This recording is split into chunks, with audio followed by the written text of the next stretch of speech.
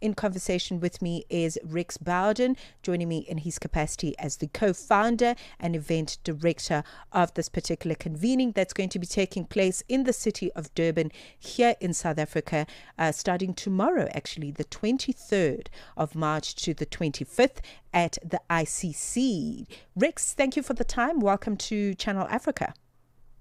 Awesome. Thanks for having me.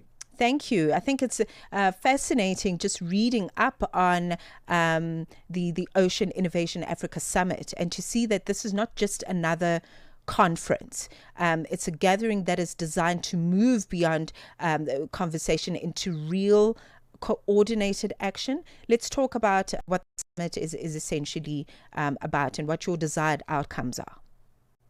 Awesome, great. I'm actually down here at the ICSC at the moment. We are doing the setup, so a little bit less formal today. As you can see, I'm in one of my t-shirts, right. But this is actually an event that we've been running for, and great to be down here. I'm actually from Durban originally, and it's lovely to bring this event here. It's actually our 7th year of the event. Something that we launched many years ago in Cape Town, and took this event up to Dar es Salaam in Tanzania last year, and an amazing event on the coast of Africa, and now bringing it back down to Durban. And we've been developing this event over many years. The idea with it is that it comes out with very practical opportunities, and we actually write white papers off the back of it to get that into industry and grow the industry. Okay, that's wonderful. Just your opinion then on, you mentioned that it's been several years, 7 years of this particular gathering. Why is it important to talk about the ocean at this time? Why is it important right now?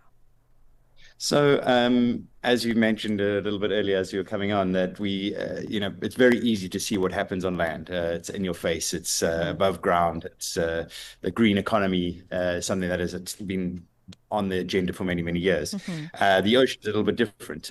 We don't know, and we can't see what's happening below the ocean. We know very little about it. And in the last 7 years, when we started this, nobody was investing in the blue economy, and it really has changed. We've seen a lot of development all around the world with blue economy events and programs with different governments and nations doing stuff in the blue economy. So it's great to be doing this in South Africa again, and showcasing this. There's obviously many complexities in the African ocean space that are very different to the rest of the world. Let's continue our conversation looking at a very important convening that's going to be taking place in the city of Durban this year, the Ocean Innovation Africa Summit. Rex Bowden still on the line with me. Rex, this year's theme is giving a big focus on accelerating and scaling regenerative blue economy action. Let's talk about regenerative culture and regenerative action, as it were, when we look at our oceans. Great. So there's key situations within any industry, and we've recognized that. So to really get the regenerative ocean going, we've realized there's some three key points, and one is obviously investment into it. So we are here to entice investment. The other is creating the right partnerships, and we catalyze those partnerships at our event. And then there's no way that the ocean is going to change unless we are bringing the right innovators in. So people that are coming with ideas and solutions that can help us run our oceans better. So we bring a whole lot of people together to actually expose that and give them opportunity in the space, and connecting the right people is so key. Corporate to government, government to SMEs, and then obviously always including the educational facilities in that as well. So bringing that conversation together, we do that in a very practical way through large-scale presentations in our mornings, but then very practical workshops that we run, and then actual a standalone B2B matchmaking program where we force people together to engage and really grow the community and network. Absolutely. I mean, when I'm looking at just some of the global leaders that you're going to be hosting, like Charlina Vichiva, who is a big voice when it really comes to pushing boundaries and getting the blue economy space to be at the top of the agenda. So let's talk about that, because clearly, you as the organizers are very cognizant of how catalytic dialogue can be.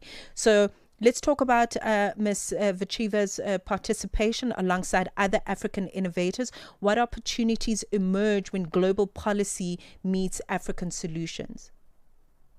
Yeah, we're very, very excited. It's the first time we've had the EU Commission and someone of such stature coming to the event, and she will be launching the event tomorrow with us. But alongside her, she's not alone. For many years, we've had many different governments and organizations as a part of it, and still this year we will remain with people like NORAD from Norway that will come down. We will get the French embassy has always been very involved in our event, and they will be bringing a group of people. The Dutch got involved for the first year from the Netherlands, someone called the Dun Foundation, looking to find investment opportunities in Africa and find startups and innovators to work with, and local communities to work with as well. But Canada gets involved. Germany's been involved for many years, and then the African Union is very involved as well. So the opportunity with people coming out like the EU Commission to the event to come and meet all these other activators on the ground here that are doing amazing projects. It's really a great opportunity for them to further step into Africa and find ways to better run our oceans. Absolutely. I think what's another thing that's so critical about the global sort of representation in this conversation is the conversation around moving from aid dependency to sustainable local capital. And that becomes a big idea, especially when we look at issues around climate change. Is that going to be a part of this conversation on a grand scale? Definitely. It is always local corporate and government getting them involved and working together.